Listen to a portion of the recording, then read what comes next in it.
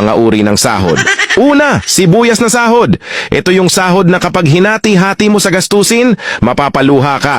Pangalawa, pampapayat na sahod. Ito yung sahod na habang tumatagal, pakonti ng pakonti, ang natitirang pangkain mo. Pangatlo, magic sahod. Ito naman yung sahod na konting kumpas lang ng kamay at abracadabra, wala na siya.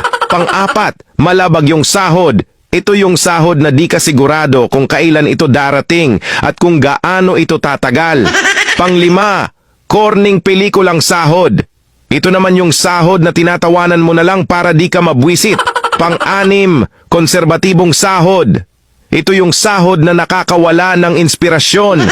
Pang-pito, baog na sahod.